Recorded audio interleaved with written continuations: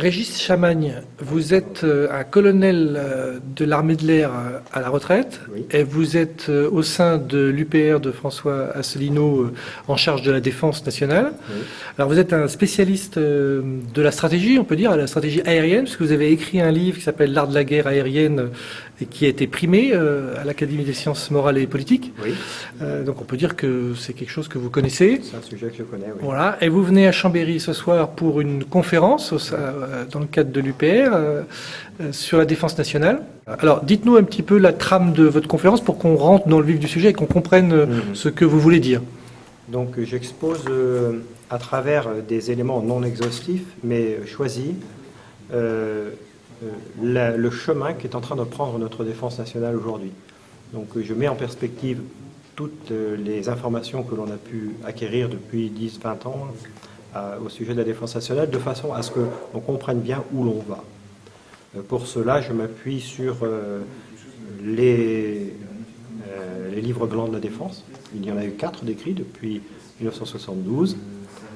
Je m'appuie ensuite sur un rapport de la Cour des comptes relatif à l'industrie de défense et aux faiblesses de l'État actionnaire d'industrie de défense, qui date du 9 avril 2013. Et enfin, je m'appuie sur des données et des informations relatives aux armées elles-mêmes, donc au chemin qu'elles prennent et à ce qui s'y passe. Donc ça, c'est une première partie de mon exposé.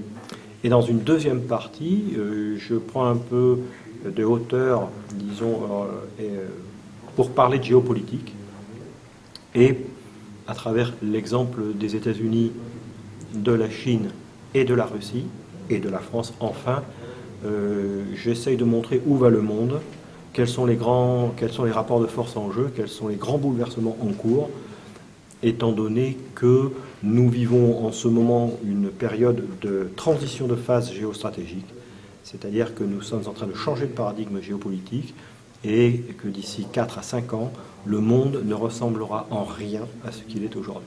Donc j'essaye de mettre tout ça en perspective pour voir où va le monde, où vont les grands rapports de force géopolitiques. Alors vous voulez donc, dans cette première partie en tout cas, nous alerter sur le fait que dans ces livres blancs, en tout cas, il y aurait 2 périodes. Une première période qui indiquerait finalement une stratégie assez classique de la France, et puis il y aurait un changement. Alors, c'est quoi la rupture pour vous ? En fait, un livre blanc, il faut bien comprendre qu'un livre blanc, c'est un document qui est produit par le ministère de la Défense sous le contrôle du chef des armées, c'est-à-dire de la présidence de la République, et qui a pour objet de définir ce qu'est la politique stratégique de la France, la politique de défense. Donc, un livre blanc se justifie, la réécriture d'un livre blanc se justifie quand il y a un grand bouleversement. Le premier livre blanc qui date de 1972 était consécutif au fait que la France se soit dotée de la dissuasion nucléaire. Donc il y avait un bouleversement géopolitique, géostratégique, enfin stratégique plus exactement, endogène de la France. La France se dote de l'armement nucléaire, cela justifie que l'on réécrive sa posture stratégique et sa stratégie de défense. Le deuxième livre blanc qui date de 1994, lui prend en compte la fin de la guerre froide, la chute du bloc de l'Est, qui était déclaré comme notre ennemi potentiel, et la guerre du Golfe. Donc là, il y a un changement stratégique exogène qui vient de l'extérieur, géopolitique. Ça justifiait de réécrire la politique française, la stratégie de défense française. Ensuite, on a 2 livres blancs qui ne se justifient pas. Le livre blanc de 2008 sous Sarkozy s'appuie sur les événements du 11 septembre qui ne constituent pas une rupture stratégique, et avec 7 ans de retard quand même, donc pourquoi ? Et en fait, il porte en eux un germe extrêmement dangereux pour la démocratie, c'est-à-dire qu'ils instaurent un continuum entre sécurité extérieure, sécurité intérieure, ce qui potentiellement signifie qu'on pourrait plus tard employer les armées françaises pour tirer dans le tas aux côtés de la police et de la gendarmerie. Donc c'est extrêmement dangereux d'un point de vue démocratique, d'un point de vue de liberté. Et deuxièmement, ce livre blanc sert de support au fait que Sarkozy a mis à ce moment-là la gendarmerie sous le contrôle opérationnel du ministère de la Défense, ce qui est très dangereux également pour la démocratie, car une démocratie qui se respecte doit s'appuyer sur 2 forces de l'ordre différentes pour assurer les libertés. À partir du moment où on a des forces de l'ordre, une seule force de l'ordre, un seul commandement opérationnel pour les forces de l'ordre, inévitablement, il y a une dérive vers une police politique. Ben là, il y a la police nationale qui n'est pas sous les ordres du ministère de la Défense. Non, c'est l'inverse, c'est la gendarmerie Voilà, qui est sous les ça. ordres du ministère de l'Intérieur. Voilà. Il avait sa culture de militaire, qui était à la fois une force de l'ordre, mais aussi une force militaire, avait sa culture propre différente de la police nationale. Et aujourd'hui, on observe dans les comportements, d'ailleurs, de la police, dans la tenue vestimentaire des gendarmes et des policiers, on sent un rapprochement vers une espèce de force de l'ordre qui pourrait dévier vers une police politique, et ça, c'est très dangereux pour la démocratie. 4e livre blanc, enfin, l'année dernière, il s'agissait tout simplement de dire « nous n'avons plus assez d'argent pour nous payer nos défenses immunitaires ». Car il faut bien comprendre que la défense nationale pour un État-nation est l'équivalent des défenses immunitaires pour le corps humain. C'est cela la défense nationale, fondamentalement. Il faut considérer la défense nationale sous l'angle biologique du corps France. On est parti. Alors, Régis Samagne, vous rappeliez que la doctrine de défense nationale s'appuyait sur la dissuasion nucléaire. Bon, il ne faut pas être un spécialiste pour au moins savoir ça. Mais il y avait aussi une autre doctrine qui était chère au général de Gaulle, sur laquelle s'appuyait sur la défense nationale, c'était l'indépendance nationale. Alors, est-ce qu'on est toujours sur ces deux pieds-là? Alors, effectivement, l'indépendance nationale repose en grande partie sur la dissuasion nucléaire, et c'est du reste au moment où la France a eu les capacités de se doter de la première composante nucléaire, le Mirage 4 et sa bombe AN-22, que le général de Gaulle a décidé que la France sortirait du commandement intégré de l'OTAN. Aujourd'hui, donc Sarkozy nous a fait rentrer de nouveau dans le commandement militaire intégré de l'OTAN, c'est-à-dire que concrètement, notre défense nationale est sous commandement opérationnel des Américains, puisque les États-Unis contrôlent l'OTAN de A à Z. L'article 42 du reste du traité sur l'Union européenne pose que la défense européenne est une composante de l'OTAN, donc tout est écrit. Et du reste, l'on constate que nos armées aujourd'hui sont employées par l'OTAN pour servir des intérêts stratégiques, géostratégiques américains qui sont contraires à nos propres intérêts nationaux. On pense à la Syrie, par exemple. La France est en Syrie depuis les croisades, mais depuis François Ier, les accords avec Suleiman le Magnifique, qui a octroyé à la France une partie de la gestion du Levant, et donc la France a des relations multiséculaires avec le Levant. Et nous nous en faisons des ennemis aujourd'hui, à cause de cette politique, de ce choc des civilisations, qui est une doctrine stupide et raciste, belligérante et simpliste, qui nous emmène dans des guerres illégales et contraires à nos intérêts stratégiques. Du coup, ce que vous défendez, en tout cas au sein de l'UPR, c'est une position gaulliste, parce que il faut rappeler que le général de Gaulle, contrairement à l'idée reçue, n'était pas contre les Américains, puisqu'il était quand même souvent aligné sur différentes crises qui ont eu lieu en Europe, sur la position américaine, mais par contre, il défendait une indépendance nationale et les intérêts de la France. Est-ce que vous vous retrouvez pas aujourd'hui un peu seul par rapport à cette notion de territoire national et donc de défense nationale par rapport à cette Europe, même si l'armée européenne n'en voit pas le jour, mais surtout par rapport à cet alignement finalement, que ce soit la droite ou la gauche, par rapport aux positions oui, bien sûr, américaines. Nous nous retrouvons seuls pour la raison que depuis 50 ans, la France est sous le poids d'une propagande pro-européenne et pro-atlantiste, et qui finalement amène à ce que nous voyons aujourd'hui, à savoir que tous les grands partis politiques sont pro-euro-atlantistes. Et donc plus personne n'ose imaginer une France libre, une France souveraine, une souveraineté du peuple, ce qui est l'autre nom de la démocratie, au passage. Plus personne n'ose penser à une France souveraine qui reprendrait sa marche dans sa grande histoire de France, c'est-à-dire un pays qui porte la voix de la souveraineté des peuples, à disposer d'eux-mêmes, de la liberté des peuples. Et plus personne n'ose penser cela. Aujourd'hui, on entend dire que l'union c'est la force, que la France est trop petite. que grâce à l'Union européenne, que sans l'Union européenne, elle ne pèse pas, ce qui est exactement le contraire. Il s'est produit un renversement de la sémantique, un renversement des idées. Dans l'Union européenne, la France ne pèse rien. Savez-vous que récemment, l'Allemagne interdit que la France vende des armements à des pays étrangers sous le prétexte qu'il y a des composants allemands dans ces armements? Où est l'union qui fait la force? Où est la force sortie de l'union? Alors, on entend deux arguments qu'on peut vous opposer. C'est que d'une part, d'un côté, qu'on n'a plus les moyens de maintenir une défense uniquement nationale, et puis d'autre part, que finalement, il n'y a plus de méchants, il n'y a plus de grands pays menaçants, on va dire, et donc il n'y a plus la nécessité de dépenser autant d'argent, puisque c'est un peu plus de 30 milliards par an. Alors, premièrement, le premier argument ne tient pas. Il n'est pas question d'argent, il est question de volonté. La défense, ce n'est pas une question d'argent, c'est une question de volonté. On dépense aujourd'hui 52 milliards chaque année pour rembourser les intérêts de la dette, qui est un impôt mafieux.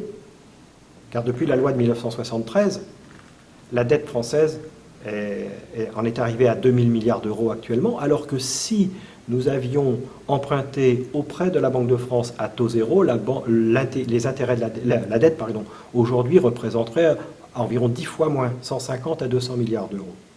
Donc, le système a levé un impôt mafieux sur le peuple français. Les banques internationales, la Fed et les grandes banques internationales ont réussi à lever l'impôt sur le peuple français et sur les autres peuples du reste. En caricaturant, on pourrait dire qu'on a donné les clés de la cave au club des alcooliques. Ça, c'est la première chose. Donc 52 milliards d'euros chaque année. L'Union européenne nous coûte entre 40 et 60 milliards d'euros chaque année. L'abondement du Fonds européen de stabilité financière nous coûte 27 milliards d'euros chaque année pendant 5 ans. Et on nous dit qu'on n'a pas suffisamment d'argent pour se payer des défenses immunitaires. Qu'est-ce que c'est que ça? Ça ne tient pas la route. Alors du coup, de l'autre question, c'est est-ce qu'on a besoin de ces défenses-là finalement? Parce que où est le danger? Alors ça, on ne le sait pas. On ne sait jamais où est le danger. En revanche, quand il arrive, on est toujours content de savoir se défendre. Alors d'un côté, on nous dit ça ne se justifie plus, mais de l'autre côté, on nous bandit une menace islamique ou islamiste qui n'existe pas, qui est fabriquée de toutes pièces. Donc, on ne sait jamais. Les défenses immunitaires, elles sont là. Quand tout se passe bien, vous n'en avez pas besoin, tout se passe bien. Le jour où vous êtes attaqué par un virus, vous êtes bien content d'avoir des leucocytes, vous êtes bien content d'avoir un système immunitaire qui vous protège du virus qui vous attaque. Vous disiez que dans le paysage politique français, il n'y avait pas beaucoup de partis. Là, il s'en dégage un, on va dire, on entend médiatiquement depuis leur congrès, le congrès du Front National, on entend qu'il y aurait une volonté du Front National de rééquilibrer, d'avoir leur politique étrangère, en tout cas rééquilibrée par une attention un peu plus importante vis-à-vis de la Russie. Alors qu'est-ce que vous en pensez? Parce que du coup, c'est quand même nouveau qu'un parti qui commence à devenir un parti important commence à dénoncer un atlantisme trop effréné, quoi. Alors, le Front National a été beaucoup financé par les États-Unis, par la secte Moon, et a toujours été atlantiste. Ça a toujours été un élément important du système politique français depuis 1983. On pourrait revenir à l'origine du Front National, mais bon, là n'est pas la question. Aujourd'hui, alors c'est un peu dialectique ce que vous dites, parce que la Russie elle-même, de son côté, recherche dans tous les pays de l'Union européenne et des États-Unis les mouvements d'idées, les partis politiques, les associations qui ne sont pas dans la ligne de la propagande euro-atlantiste. Et donc ils s'appuient sur tout ce qu'ils peuvent. Et à juste raison, ils s'appuient sur le Front National qui est critique à l'égard du système occidental et de la propagande. Il y a un élément récent, c'est le fait que Aymeric Choprad est adhéré au Front National. Et Aymeric Choprad, qui a écrit des livres de géostratégie, de géopolitique, donc qui est un spécialiste de la question géopolitique, est proche de la Russie. Donc ça c'est un élément, je pense, qui a contribué à faire ce rapprochement. J'y verrai mais à la limite c'est anecdotique. Sur le long terme, si on met tout ça en perspective et sur le long terme, à mon avis, le Front National, comme d'autres d'ailleurs, a compris que la situation était en train de changer, en particulier grâce à Aymeric Chauprade et d'autres analystes. Et en fait, nous sommes un peu comme en 1942, l'année 1942, la bataille de Stalingrad, où les gens ont commencé à voir que la situation changeait et ont changé de portage. Hein, c'est l'année où pas mal de personnalités, comme François Mitterrand par exemple, se sont dit « Ah mince, nous sommes du mauvais côté de la barrière, il faut changer de camp, c'est le moment. Après, il sera peut-être trop tard. » Donc je pense que le Front National en est là aujourd'hui. Il sent que le vent tourne et il essaye de se mettre du bon côté.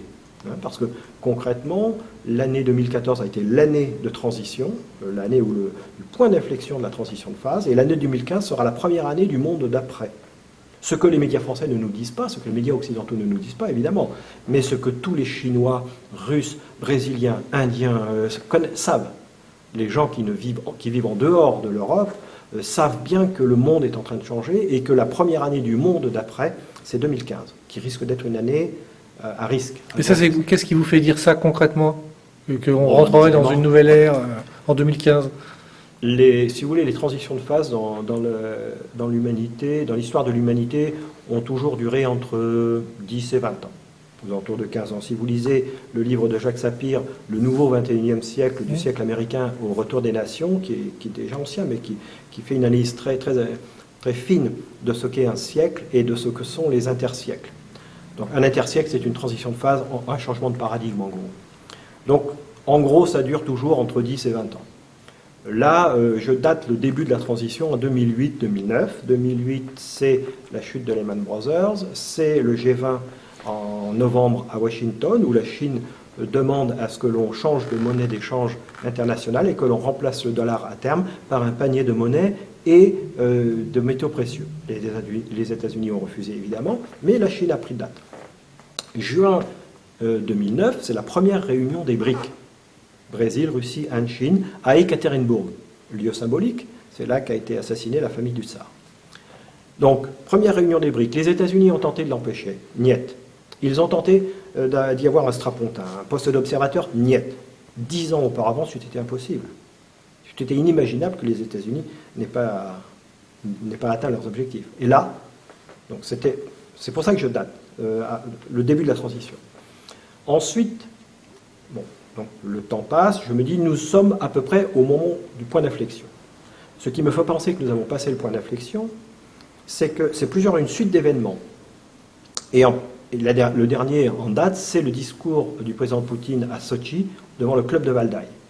Jamais Poutine n'aurait dit ce discours s'il n'avait su que le point d'inflexion était passé et qu'on était déjà dans le monde d'après. Le discours de Poutine au club de Valdaï... Rappelez-nous ce qu'il dit en quelques mots. En gros, Poutine dit « on ne peut pas continuer à dialoguer avec vous les Occidentaux, vous changez tout le temps les règles, vous ne respectez pas le droit international, vous semez le chaos partout, en Syrie, en Libye, partout. Donc, nous continuerons à dialoguer avec vous le jour où vous appliquerez nos règles, c'est-à-dire que vous respecterez le droit international et que vous serez stable intellectuellement. » Il y a des personnalités quand même qui disent qui disent qu'on est dans un monde multipolaire et qu'il faudrait rééquilibrer. Oui. Je pense à Dominique Villepin ou à Hubert de Védrine, qui sont des voix quand même qui pèsent un peu et qui sont crédibles et qui disent qu'on est allé trop d'un côté, quoi. Donc qu'il faudrait rééquilibrer en faveur justement d'une alliance. D'ailleurs, la Russie depuis des siècles est partenaire de la France. Hein. Bien sûr. Voilà. Donc comment vous voyez-vous demain? Vous dites qu'on est à un début de nouvelle ère. Comment vous voyez cette nouvelle ère devant nous? Quelles sont les possibilités? À l'évidence, nous allons vers un rééquilibrage. Dominique de Villepin, Hubert Védrine en France, mais aux États-Unis, quelqu'un comme Kissinger, des gens comme Paul Craig, qui était quand même proche de Reagan, ne disent pas autre chose. Hein. Ils disent que les États-Unis sont en train d'aller trop loin et qu'ils vont vers leur perte. Donc, à l'évidence, oui, le monde vers lequel nous allons est un monde multipolaire, dans lequel, et là, toute la question est là, dans lequel la place de la France n'est pas encore bien définie. Est-ce que la France sera un pays libre ou pas? Personnellement, je suis assez optimiste sur le long terme, parce que l'histoire de France montre que le peuple français a toujours su rebondir quand il était trahi par ses élites, par ses dirigeants. Je n'ose même pas dire élites, parce que pour moi, les élites sont dans les universités, dans les laboratoires, sont des intellectuels. Or, les gens qui nous gouvernent ne sont pas des gens très intelligents, de mon point de vue. Donc, les dirigeants, plus exactement, quand les dirigeants trahissent le peuple, généralement, le peuple français se réveille. Donc, sur le long terme, je suis assez optimiste. Maintenant, l'entre-deux, comment ça va se passer? Alors là, c'est plus compliqué, parce que d'une part, nous allons assister à une chute des États-Unis, en particulier à travers le dollar. Vous savez que les États-Unis, aujourd'hui, l'économie américaine ne tient plus que par le dollar, et le dollar est très très mal. Il risquerait de se casser la figure de façon assez brutale en 2015, peut-être. Donc nous allons vers une chute des États-Unis. Nous allons probablement vers une explosion de l'euro et de l'Union européenne. Mais quid de la France là-dedans, de son asservissement à l'Allemagne? La France est doublement asservie à l'égard des États-Unis, à l'égard de l'Allemagne qui joue son propre jeu, qui commence à sortir du bois. L'Allemagne sort du bois, elle a toujours été en patrouille serrée sur les États-Unis pendant très longtemps, et maintenant, hop, elle commence à sortir et à mener son propre jeu et à prendre le leadership de l'Union européenne à travers les aspects financiers et monétaires, mais aussi à travers l'industrie de défense qu'elle est en train de voler, y compris les outils qui relèvent de la souveraineté exclusive de la France.